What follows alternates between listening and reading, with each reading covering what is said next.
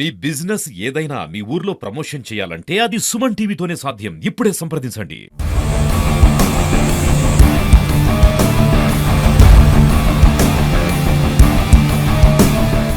మీకు చిన్న కథ చెప్తా. మా ఇల్లు 3 కోట్లయింది. మాకున్న ఎకరం పొలం 30 కోట్ల నుంచి 40 కోట్లయింది. మా ఇంట్లో ఎవ్వరు ఫోన్ చూసినా ₹1,00,000 పైన ఉన్న ఐఫోనే. మా పొరగానుకున్న బైక్ కూడా మినిమం 2 లక్షలు ఉన్న స్పోర్ట్స్ బైక్. అరే, మా ఇంటి చుట్టూ ఏది చూసినా కోట్లే.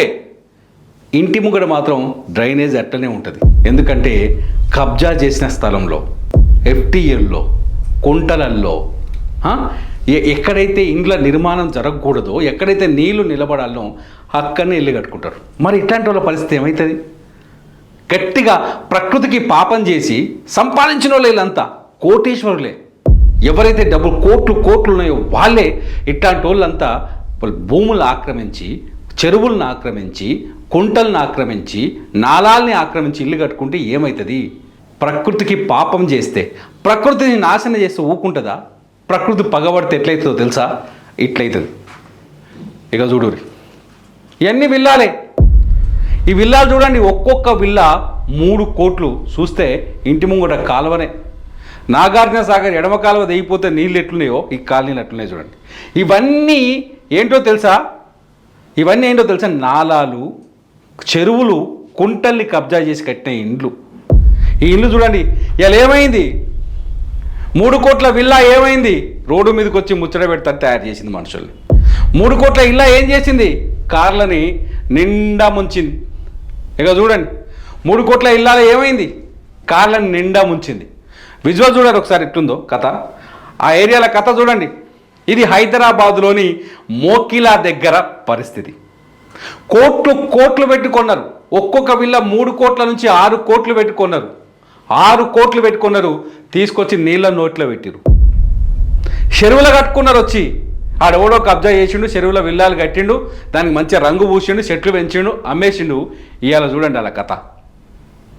ఇవాళ చూడండి ఆ కాలనీల పరిస్థితులు చూడండి. రోడ్ల మీదకి వచ్చి ఎవరిని చెప్పుకోవాలరా దేవుడా, ఎవరిని చెప్పాలరా ఈ బాధ, బాబు ఎవరిని చెప్పుకుంటేనా మా కష్టం తీరుతుందని ఏడ్చి వస్తానన్నాడు. వీళ్ళంతా అలా కష్టం చూడండి. అగో ఎవరు వస్తారు? ఎందుకు వస్తారు? చెరువులు కబ్జా చేసి ఎఫ్టీఎల్లల్లా బఫర్ జోన్లలో ఇల్లు కడితే గిట్లుంటుంది కథ. లాస్ట్కి వస్తే హైదరాబాద్లో పెద్ద బాణం పడలేదు. నిజం చెప్పాలంటే ఖమ్మంలోనో, వరంగల్లోనో, నల్గొండలోనో, సూర్యాపేటలోనో, విజయవాడలో పడ్డ వాన హైదరాబాద్లో వల్లే పడ్డది. చిన్న జల్లులే పడ్డాయి.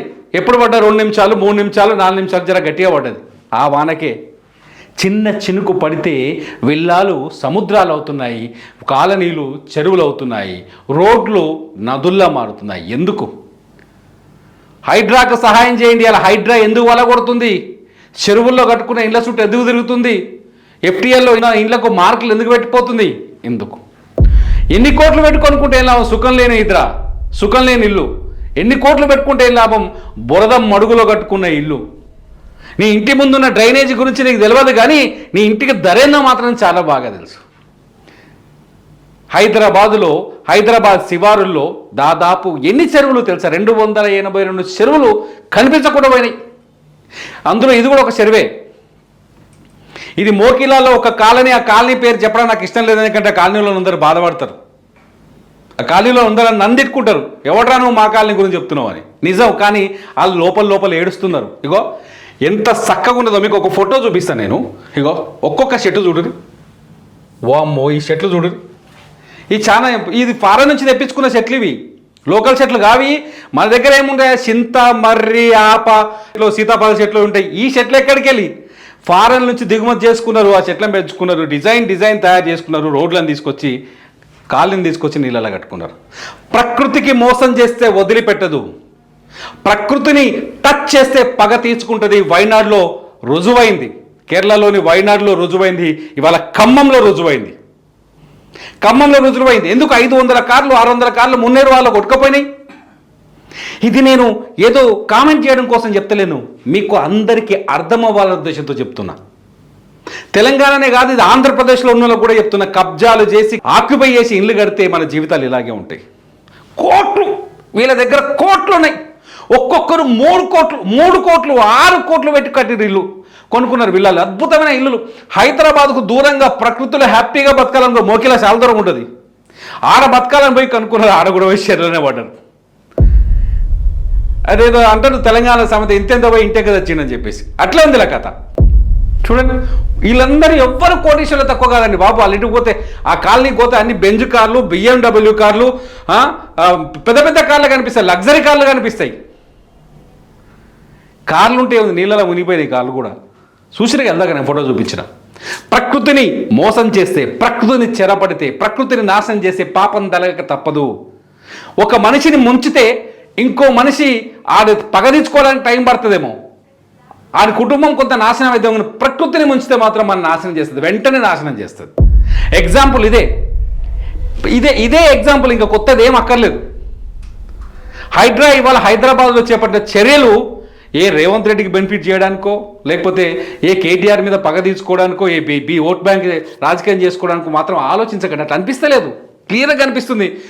ఎక్కడైతే రేవంత్ రెడ్డి ఏదైతే హైడ్రా ఎక్కడైతే ఆపరేషన్ మొదలుపెట్టిందో, ఏబీ రంగనాథ్ ఎవరైతే హైడ్రా కమిషనర్ ఉన్నారో ఆయన లోతత్తు ప్రాంతాలని కాపాడాలని, కబ్జాకు గురైన చెరువుల్ని కాపాడాలని, FTLలో ఉన్న నిర్మాణాలను కూల్చేయాలంటే దాని మీద రాజకీయాలు చేయకండి. ఈ కోటీశ్వర్లకు మీరు ముందు పేదల సంగతి వదిలేండి, ఈ కోటీశ్వర్లకు సమాధానం చెప్పండి. ఈ కోటీశ్వర్లకు సమాధానం చెప్పండి. మీ కాలనీ ఏడుందో అడగండి. మీ కాలనీ మొన్న వీడియో చేసిన మీ కాలనీ ఏ చెరువులో ఉందో కనుక్కోండి అని. ఇగో ఇది చెరువులో. అందరు కోటీశ్వర్లే ఇల్లు, ఎవరు తక్కువలు కాదు. ఇక సెలవు ఉంది కాబట్టి షార్ట్లు వేసుకొని కనబడుతున్నారు, కానీ అందరు కోటీశ్వర్లే. సో ప్రకృతిని దెబ్బతీయడానికి ప్రయత్నిస్తే, అది పగ తీర్చుకోవడం మొదలు పెడితే ఇలా ఉంటుంది సిచ్యువేషన్. దయచేసి మీరు ఆలోచించండి. ఇలా ఉంటుంది, మీరు ఆలోచించండి. ప్రకృతిని దెబ్బతీయడానికి ప్రయత్నించకండి. ఇంటిని నిర్మించుకోవడానికి యోగ్యమైన స్థలం ఏందో మీరు తెలుసుకోండి. ఇల్లు కొనుక్కోవడానికి బ్యాంకు లోన్ ఎక్కడికి వెళ్ళి తీయాలో, ఏ బ్యాంకులో లోన్ తీయాలి, ఎంత వడ్డీకి లోన్ తీయాలి, ఎంత లోన్ తీసుకోవాలని ఎట్లా ఆలోచిస్తారో, ఏడ ఇల్లు కొనుక్కోవాలి, అది ఏ చెరువులో లేదు, ఆ ఇల్లున్న స్థలంలో నీళ్ళు వస్తాయా లేవా, అది FTLా, బఫర్ జోనా, అది కబ్జా చేసిన ల్యాండా, గవర్నమెంట్ ల్యాండ్ అని కూడా ఆలోచించండి. ఆలోచించకపోతే ఇటువంటి పరిస్థితి ఏర్పడుతుంది. ఇల్లు కొనుక్కునే వాళ్ళందరికీ నేను ఇచ్చే సలహా, సీరియస్లీ చెప్తున్నా, ఇది ఉచిత సలహా కాదు, చాలా కాస్ట్లీ సలహా. ఈ సలహాలు మీకు ఎవడివ్వడు. ఇల్లు కొనేటప్పుడు దాని SFT ఎంత, ఈస్ట్ ఎంత, ఈశాన్యం ఎంత, ఇవన్నీ చూస్తాం కదా, వాస్తు ఎట్లుందని. వాస్తవమేసో చూస్తే సరిపోదు. ఆ ల్యాండ్ ఎక్కడిది, అది FTLలో ఉందా, బఫర్ జోన్లో ఉందా, ప్రకృతిని దెబ్బతీస్తుందా, రేపు పొద్దుగాల ఆడ ఇల్లు కట్టుకుంటే మనకు ప్రశాంతంగా ఉంటామా, ఏ గవర్నమెంట్ సంగతి వదిలేయండి, మనం ఎంతవరకు సేఫ్గా ఉంటాం. ఇలా విల్లాలే పోయి నీళ్ళలో పడ్డాయి, 3 కోట్లు 4 కోట్ల రూపాయలు విలువ చేసే విల్లాల పోయి నీళ్ళలో పడ్డాయి. రేపు మీ పరిస్థితి ఏందో అర్థం చేసుకోండి ఒకసారి. మోకిలాలో ఇవాళ ఒక కాలనీ మోకాళ్ళ లోతు నీళ్లలో మునిగిపోయింది. ఒక్కొక్క ఇంటి ధర 3 కోట్ల నుంచి 6 కోట్లు ఉంది. మిత్రమా, ఆ విజువల్స్ ఇవి, నేను అవే చూపించాను, ఇప్పటిదాకా చూపించా. మోకిలాలో, హైదరాబాద్ మోకిలాలో పరిస్థితి ఇది. మీరు కబ్జా చేసినా, లేకపోతే మీ చెరువు చుట్టూ లేక్ వ్యూలో నివాసం ఉంటే మీ లేక్ వ్యూలు కూడా గింతే. గట్టి కొట్టుకపోతే వాయినార్ల కొండలు, గుట్టలు, ఊళ్ళు, మనుషులు కొట్టుకపోయినట్టు కొట్టుకపోతారు, గుర్తుపెట్టుకోరి. ఆ రోజులు వస్తాయి. ఖమ్మంలో ఇవాళ అదే జరిగింది. కాంక్రీట్ కట్టేసిన, సిమెంట్ గోడలు కట్టేసినాం కదా, ఏం జరుగుతుందిలే, మున్నేరు వాగు మమ్మల్ని ఏం చేస్తుందని ముంచెత్తింది. మున్నేరు వాగు మమ్మల్ని ఏం చేస్తుందిలే అని సవాల్ చేస్తే అది ఇవాళ ముంచెత్తింది, ఖమ్మంని అతలాకుతలం చేసింది, వణికిస్తోంది. డిఫెన్స్, మీ ప్రాంతంలో హైడ్రాని సపోర్ట్ చేయండి. ఆక్రమణల్ని ఎవరైతే కూలగొడుతున్నారో, ఆక్రమిత ప్రాంతాల్లో నివాసాలు ఏర్పాటు చేస్తున్నారో వాళ్ళకి సపోర్ట్ చేయండి అనేది నా సలహా. మరి మీరేమంటారు? మీ కామెంట్ రూపంలో నాకు తెలియజేయండి. చూస్తూనే ఉండండి సుమన్ టీవీ.